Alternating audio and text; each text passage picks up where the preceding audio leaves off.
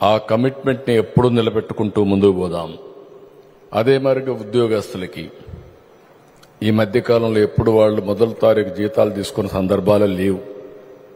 Pensioners పాపం వాళ్ళైతే 10వ తారీఖున 20వ తారీఖున ఓసారి 2-3 నెలలు కూడా ఇచ్చిన సందర్భాలు లేవు. కానీ ఒకటే ఆలోచించాం, మొదటి రోజున పెన్షన్లు ఇవ్వాలనుకున్నాం, జీతాలు ఇవ్వాలనుకున్నాం, అది సక్రమంగా ఇస్తున్నాం, భవిష్యత్తులో కూడా ఇస్తామని చెప్పి కూడా మరొకసారి మీ అందరికీ తెలియజేస్తున్నా. నేను ఇంకొక విషయం కూడా మీరు గుర్తుపెట్టుకోవాల్సింది, కమ్యూనికేషన్ అనేది చేసిన పనిని ప్రజలకు చెప్పడం. మనం చేసే పనుల్లో ఎక్కడైనా సరే చిన్న చిన్న పొరపాట్లుంటే మళ్ళీ దాన్ని ఏ విధంగా ఇంప్రూవ్ చేయాలని ఇంప్రూవ్ చేయడం.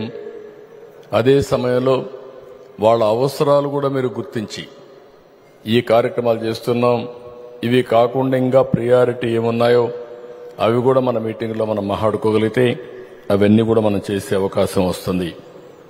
ఇంకొక పక్కన మీరు చూసినప్పుడు ఏదైతే ల్యాండ్ టైటిలింగ్ యాక్ట్ ఒక చాలా భయంకరమైన యాక్ట్, ఇది వాళ్ళ ఓన్ మనుషులను పెట్టుకొని రికార్డ్స్ రాసేసే పరిస్థితి. దానికి ఒక చట్టం తీసుకొచ్చారు. ఎంఆర్ఓలు చేసే పని గవర్నమెంట్ ఎవరినో ఒకరు నామినేట్ చేసి ఆ రికార్డ్స్ అని కరెక్ట్ చేస్తారు. ఒకవేళ కరెక్ట్ చేసిన తర్వాత కూడా కంప్యూటరైజేషన్ కూడా వీళ్ళ మనుషులకు కాంట్రాక్ట్ ఇచ్చి అక్కడ వాళ్ళ దగ్గర రికార్డులు పెట్టడం. దానికి మళ్ళీ ట్రిబ్యునల్స్, లోకల్ కోర్టు పోయే పని లేకుండా ట్రిబ్యునల్ పెట్టి వాళ్లే జడ్జిమెంట్లు ఇవ్వడం. ఫైనల్గా హైకోర్టు పోవాలంటే ఎవరు పోతారో నాకు అర్థం కాలేదు.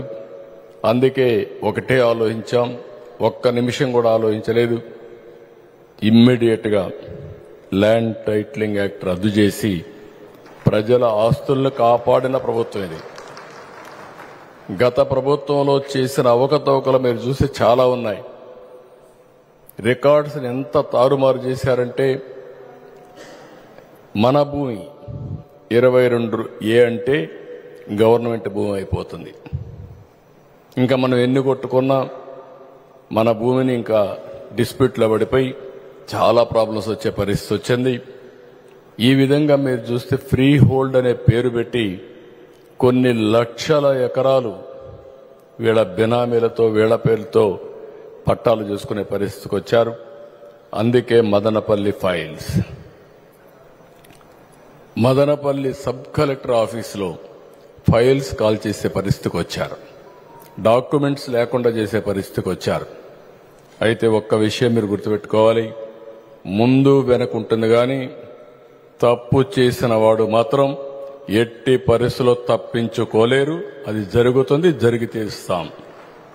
ఇంకొక పక్కన అన్నా క్యాంటీన్లు, ఇప్పుడే పవన్ కళ్యాణ్ గారు అన్నారు, అన్నా క్యాంటీన్ గురించి మాట్లాడుతూ చెప్పారు. ఎంత దుర్మార్గమైన కార్యక్రమం అంటే ఆ రోజు ఎన్టీ రామారావు గారు తిరుమల పైన అన్నదానం ప్రవేశపెట్టారు. ఎన్నో ప్రభుత్వాలు మారాయి, ఎవ్వరు కూడా ఆ కార్యక్రమాన్ని రద్దు చేయాలన్న ఆలోచన ఎవరికీ రాలేదు. అలాంటిది అన్నా క్యాంటీన్ రద్దు చేసి ఒక దుర్మార్గమైనటువంటి పని చేసే పరిస్థితికి వచ్చారు. మొన్నే 100 పెట్టాం, రేపు 78 పెడుతున్నాం. ఇంకొక 10 రోజుల్లో 15 రోజుల్లో మొత్తం 203 అన్నా క్యాంటీన్లు పెట్టి మళ్లీ పేదవాళ్లకు నిరంతరం భోజనం పెట్టే కార్యక్రమానికి శ్రీకారం చుడతాం. ఇంకొక పక్కన ఆ రోజు నాకు బాగా జ్ఞాపకం, ఏదో మీటింగ్లో మాట్లాడుతూ ఉంటే పవన్ కళ్యాణ్ గారు అన్నారు, స్కిల్ డెవలప్మెంట్ చేస్తే బాగుంటుందని అన్నారు. నేను ఆ మీటింగ్లోని ఈస్ట్ గోదావరిలో అనుకుంటాను, లేకపోతే వెస్ట్ గోదావరిలో అనుకుంటాను. ఆ మీటింగ్లో నాకు ఆలోచన వచ్చింది.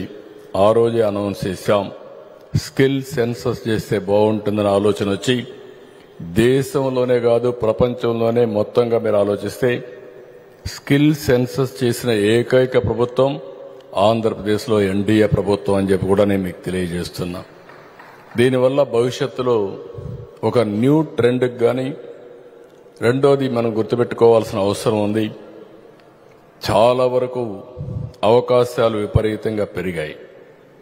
కానీ దీనికి కావాల్సిన స్కిల్స్ కూడా మనం రీఓరియంట్ చేసుకోవాల్సిన అవసరం ఉంది.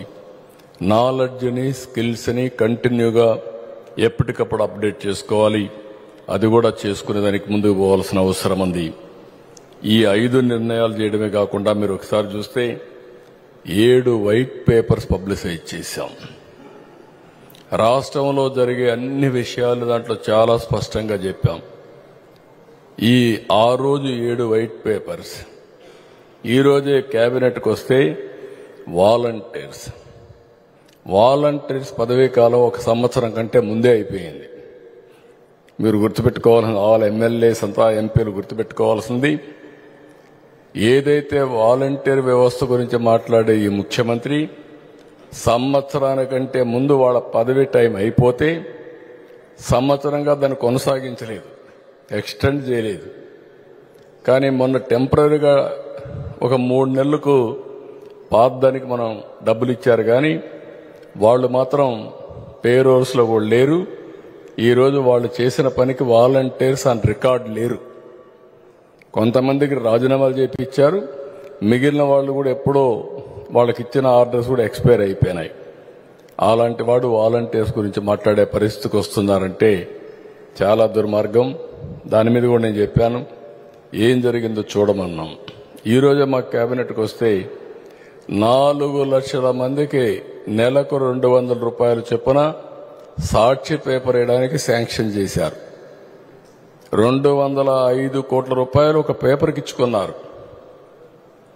ఇది ఎక్కడా ప్రజాస్వామ్య దేశాల్లో ఎక్కడా జరగవి.